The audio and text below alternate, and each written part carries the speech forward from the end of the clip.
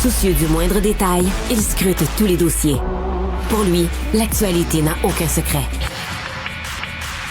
Alexandre Dubé. Le premier ministre français Gabriel Attal est de passage au Québec. Il a livré d'ailleurs un discours devant l'Assemblée nationale et la pièce centrale, là où il a été, je dirais, le plus applaudi, c'est lorsqu'il a parlé de la laïcité et de la position similaire du Québec, de la France. Mais qu'en est-il concrètement sur le terrain en France? On en parle avec Stéphane Bureau. Salut Stéphane.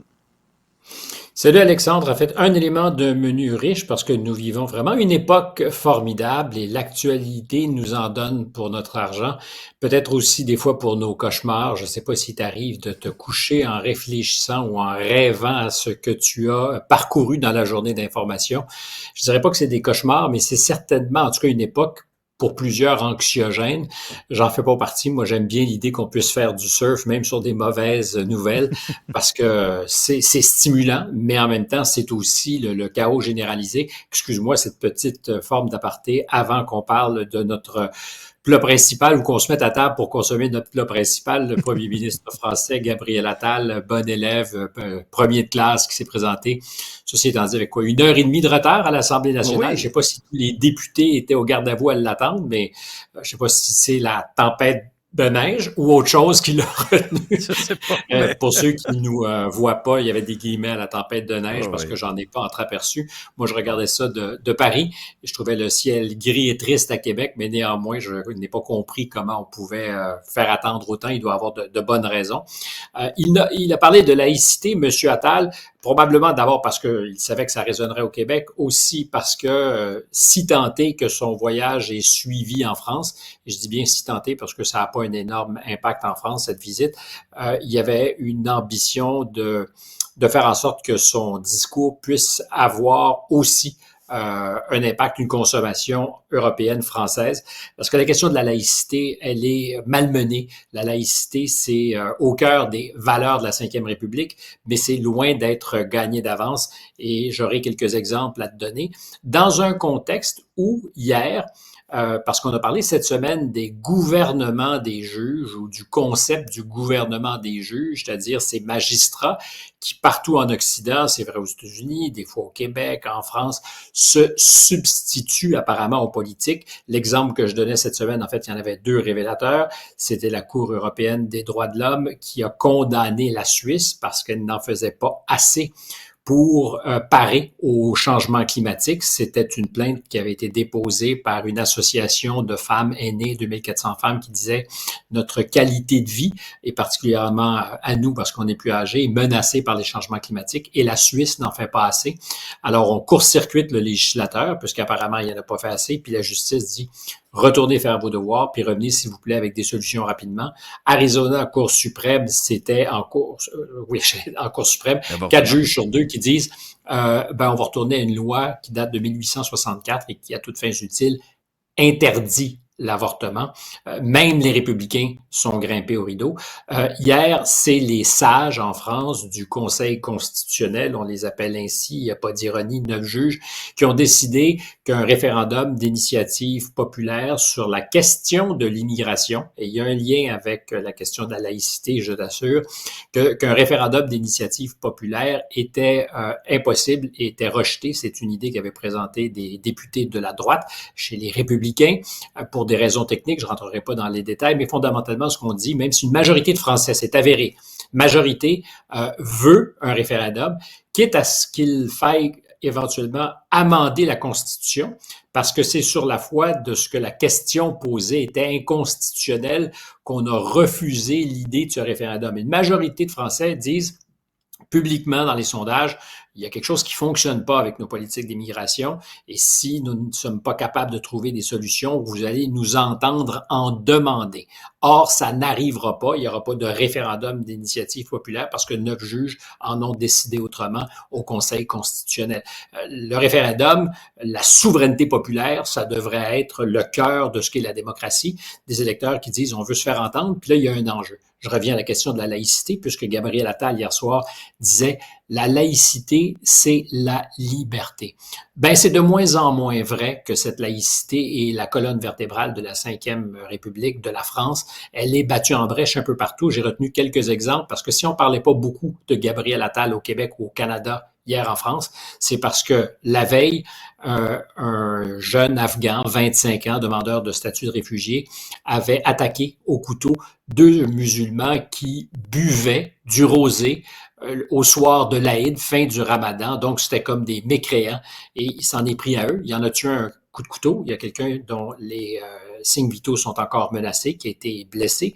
Quelques jours avant, c'était une jeune fille agressée parce qu'elle refusait à son école de porter le voile. Ça se passait à Montpellier.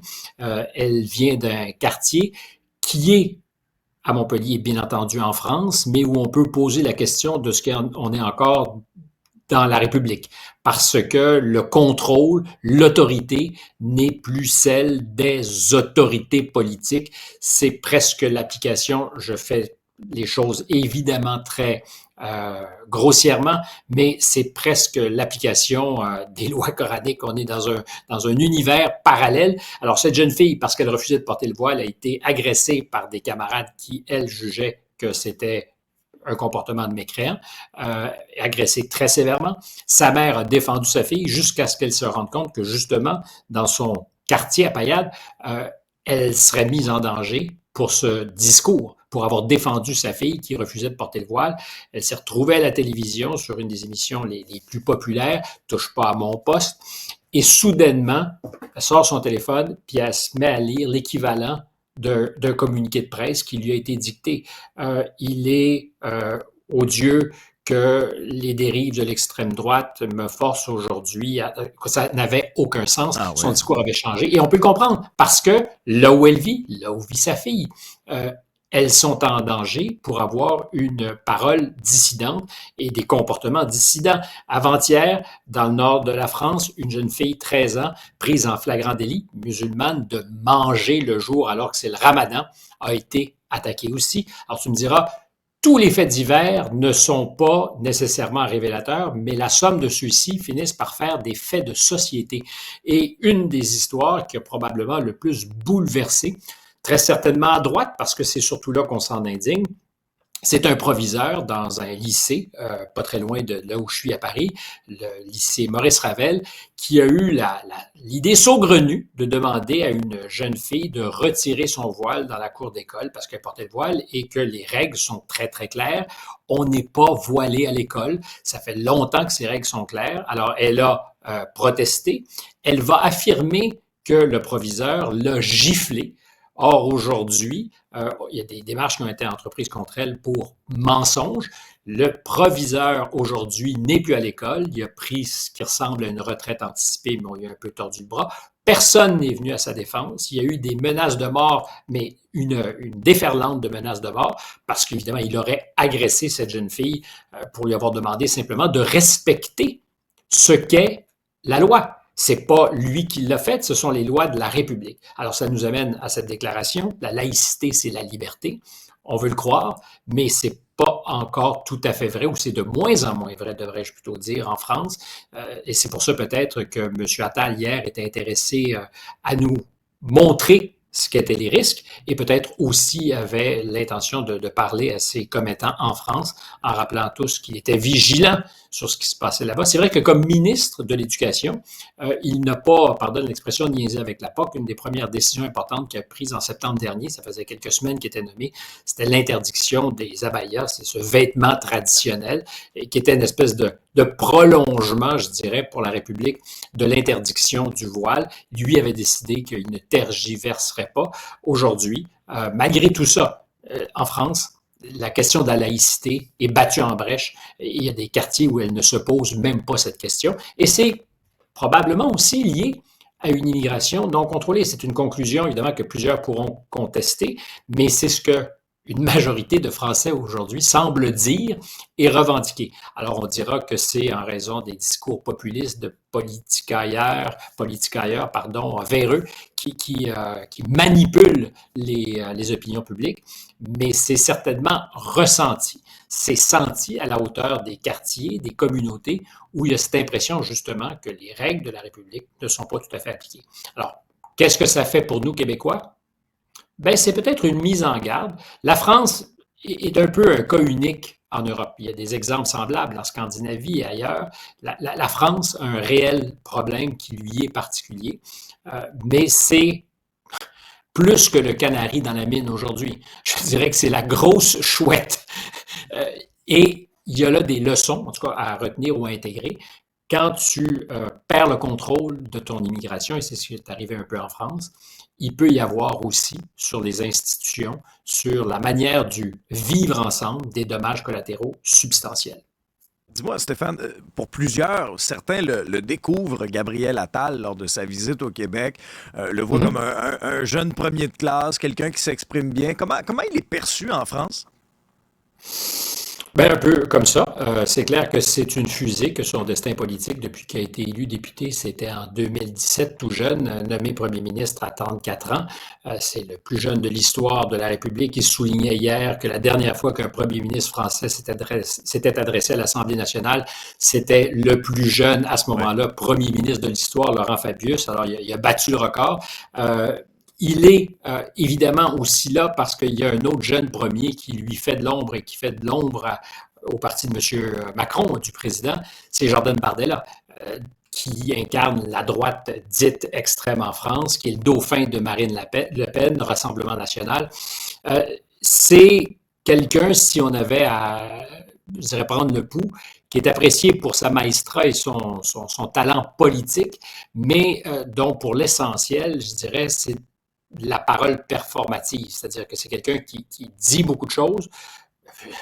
Évidemment, c'est un peu le lot des politiques, mais pour lequel on attend toujours des résultats concrets. Est-ce que de dire je vais m'en occuper, je vais m'en charger, d'être capable de je vous ai compris, je vous ai entendu, est-ce que c'est assez? C'est assez? Est-ce que c'est suffisant? J'en sais rien. Mais en même temps, il faut être clément, il est premier ministre depuis le 9 janvier dernier.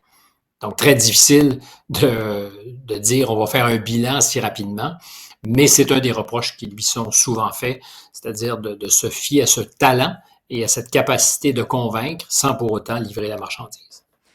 Les risques de répliques iraniennes contre Israël donnent des frissons actuellement aux Américains. Oui, on peut le comprendre parce que les Iraniens, depuis le 1er avril, disent qu'ils vont répliquer légitimement. Est-ce qu'on peut dire les choses comme ça? J'en sais rien, mais ils ont été attaqués, leur territoire souverain, c'est-à-dire la section consulaire de leur ambassade à Damas a été attaquée. Des généraux iraniens ont été tués, opération qui a été vraisemblablement menée par les Israéliens. Donc, est-ce que c'est illégitime d'annoncer une réplique? Je laisserai à d'autres le soin de décider, mais je présume que si on avait fait le coup aux Israéliens ou aux Américains, on saurait qu'ils seraient en train de préparer la réplique. Alors, ça fait une dizaine de jours qu'on attend. Les Américains sont convaincus qu'il y aura quelque chose et que ça pourrait être massif. Le général responsable des forces armées au Proche-Orient, forces armées américaines, est en Israël aujourd'hui pour essayer de planifier ce que sera la réaction à la réaction. Mais on est un peu dans le monde à l'envers, si tu me pardonnes, parce que les Israéliens disent « Attention, il faut faire gaffe. Si vous nous attaquez, on saura vous répondre. » Et le mot d'ordre, c'est « Ceux qui nous font mal, on leur fera encore plus mal. » Or, dans ce cas-ci, la provocation première, c'est quand même celle des Israéliens qui ont choisi d'attaquer l'ambassade iranienne à Damas. Qu'on aime ou non les Israéliens ou les Iraniens, c'est assez simple de voir ce qui s'est passé. Est-ce que, je répète ma question, les Israéliens, les Américains, les Canadiens, même avec nos slingshots, si on était attaqué, si on avait notre section consulaire dans une ambassade à l'étranger qui était attaquée et on savait par qui, est-ce qu'on resterait les bras croisés? Est-ce que les Iraniens, compte tenu du rôle qu'ils jouent dans la région, peuvent, sans endommager leur réputation, dire ben c'est correct, vous pouvez faire ce que vous voulez, nous on riposte pas. Alors, les Américains sont très préoccupés au point d'avoir dit aux Chinois, s'il vous plaît, faites pression sur les Iraniens. Il se trouve que les Chinois ont de l'ascendant. C'est eux qui ont fait l'impossible. Ils ont réconcilié les Saoudiens et les Iraniens, qui sont des ennemis irréductibles, ce qui a pas eu l'heure de plaire évidemment aux Américains, parce que traditionnellement, les Américains aiment être les intermédiaires, ceux qui décident de qui va parler à qui, historiquement très liés aux Saoudiens. Et là, soudainement, les Saoudiens qui prennent leur distance, s'entendent normalisent leur relation avec l'Iran. Tout ça sous la houlette de la Chine qui emmène large. Alors, ils ont appelé Pékin en disant, écoutez les gars, ça serait le fun que vous fassiez quelque chose pour contrôler l'Iran, parce qu'on pourrait perdre le contrôle de la situation facilement. À ce jour, les Iraniens ont toujours été assez calibrés dans leur réponse. C'est pas des têtes brûlées.